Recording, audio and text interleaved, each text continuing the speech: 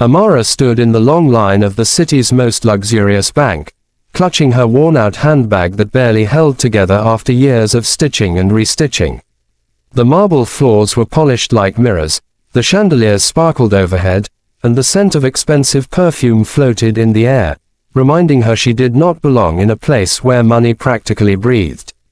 She kept her head down, ignoring the stares of the privileged customers who wondered how someone dressed in fading linen, with shoes barely holding their soles, dared to step inside. But she wasn't here for them.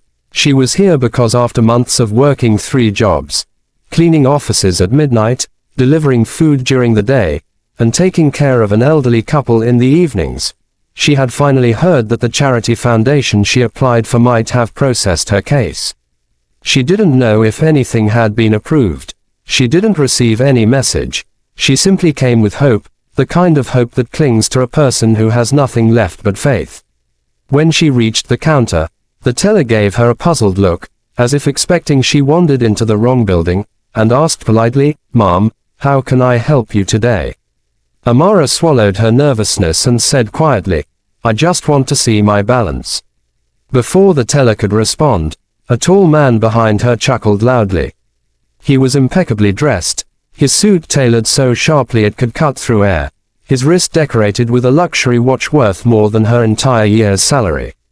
His name was Cyrus Hartwell, a well-known millionaire, one of the bank's elite clients whose face appeared in magazines and charity galas. "She wants to see her balance," he said to the woman beside him, loud enough for everyone to hear.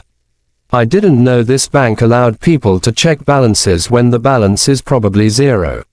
A few upper-class customers laughed along, and Amara felt heat rise to her face, but she refused to turn around or respond. She had learned a long time ago that dignity wasn't about fighting every insult. Sometimes it was surviving them. The teller tapped her keyboard, paused, frowned, then looked again.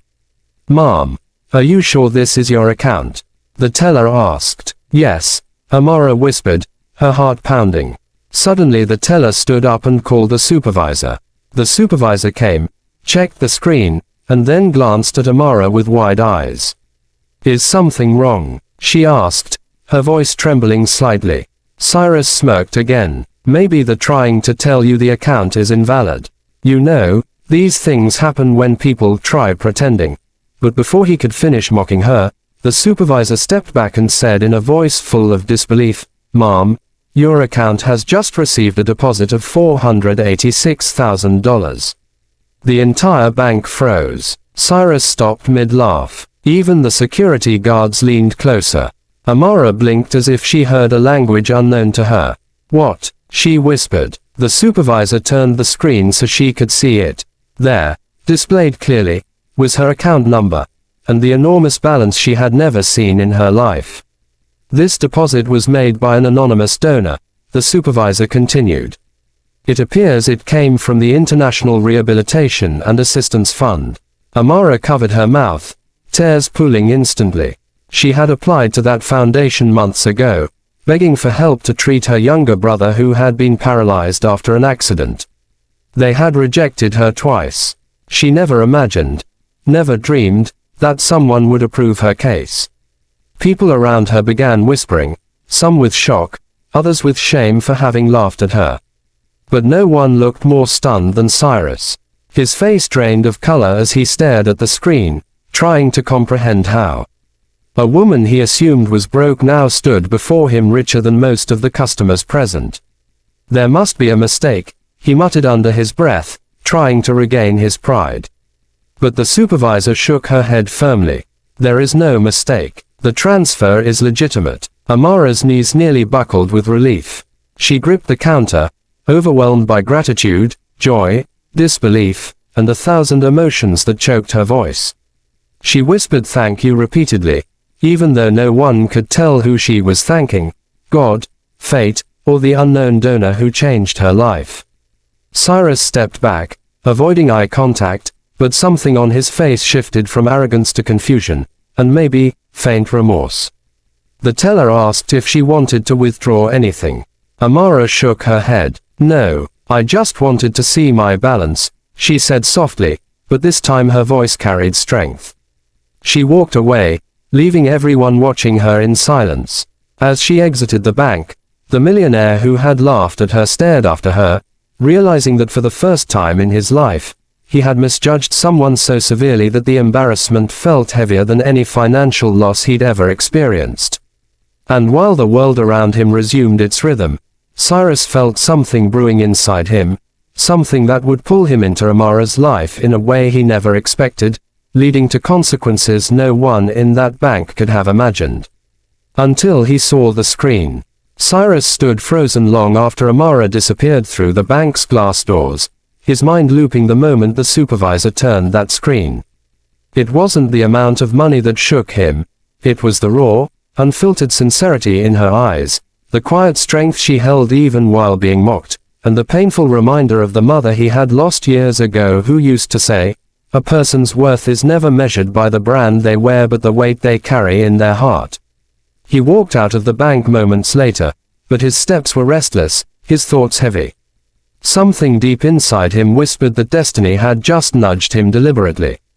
He didn't know her story, but he knew a woman carrying scars when he saw one. Over the next days, he found himself distracted in meetings, replaying the moment she gripped the counter, trembling with gratitude. He never felt guilt like this before. He had lived so long in the bubble of wealth that he forgot what real struggle looked like. Finally, driven by something he couldn't explain, he used his connections at the foundation to discreetly learn more about her case. What he discovered floored him. Amara wasn't just a hard-working woman. She was a sister carrying her entire world on her back. Her younger brother, Zion, had been paralyzed after a hit and run. She had sold everything, borrowed money, worked non-stop, barely slept, and still smiled in front of her brother so he wouldn't lose hope. Every rejection from the foundation had pushed her closer to despair, yet she never stopped trying. The anonymous approval she received was not random. It happened because the chairwoman of the foundation came across Amara's letters written in such emotional honesty that they moved even the toughest hearts. Cyrus sat alone in his office, holding copies of the documents, feeling his chest tighten. He had mocked a warrior, and now, he felt responsible for making things right. The next morning, he visited the rehabilitation center listed in the documents. Through the glass window, he saw Amara feeding soup to her brother, brushing his hair gently, whispering encouragement. She looked tired, exhausted, yet full of a warmth money could never buy. He hesitated before walking inside, unsure how she would react. When she finally noticed him, shock flickered across her face. She stood up instantly, protective of her brother, her eyes guarded. "Why are you here?" she asked, her tone firm but not hostile. Cyrus lowered his gaze, humbled for the first time in years. "To apologize," he said honestly. "I was cruel, ignorant, and wrong." The rehabilitation hall fell silent for a moment. Amara blinked, taken aback. She didn't expect a millionaire, someone who lived above clouds, to apologize to someone like her. Cyrus continued, "I judged you without knowing your story, without knowing your strength, and I'm ashamed of it." For a second, Amara softened, but her eyes remained cautious. "The world judged me long before you," she said quietly. "But thank you for saying that." Cyrus nodded, but he didn't leave. Instead, he approached Zion, who stared up at him curiously. "Hi, buddy," Cyrus said with a smile. "I'm Cyrus." Zion tilted his head. "Are you the man who laughed at my sister?" The question hit Cyrus like a blow, and he forced himself to answer truthfully. "Yes, I made a mistake, and I'm trying to fix it." Zion looked at him for a long moment before saying, "Then help her." Those two words lodged themselves deep into Cyrus's heart. From that day on, he didn't stay a stranger. He funded advanced treatment for Zion, arranged a mobility program, hired therapists, and ensured Amara had transportation, meals, and support. But more importantly, he showed up, not as a millionaire but as a human being trying to be better. Slowly, Amara began trusting him. They had long conversations during therapy hours, shared stories, laughed at small things, and sat in silence during difficult days. Cyrus learned about the sacrifices she had made, the dreams she had buried, and the fears she carried. Amara learned about the emptiness behind his wealth, the loneliness hidden behind his success, and the childhood wounds he never healed. One evening, as they sat in the hospital garden while Zion slept, Cyrus said softly, "You taught me something that no business deal ever could." Amara looked at him curiously. "What?" "That kindness is the real currency that makes a person rich." She didn't respond immediately, but the faint smile on her lips was enough. Months later, Zion finally took his first small step in therapy, and Amara cried into Cyrus's shoulder while he held her, equally emotional. It was a victory none of them would forget. And as life became brighter, Cyrus realized he wanted to walk beside them permanently, not out of guilt, but out of genuine love and respect. The story of the woman he once mocked turned into the story of the woman who transformed him. In the end, Cyrus would often say, "The day I laughed at her was the day God laughed at my ignorance, because I was mocking the blessing he was about to bring into my life." And for everyone watching this story unfold, let it be a reminder: never underestimate the quiet ones, never judge the tired ones, and never laugh at someone's struggle, because life has a way of flipping the script. If stories like this inspire you, make sure to subscribe, because the next story might just change your heart the same way Amara changed Cyrus's.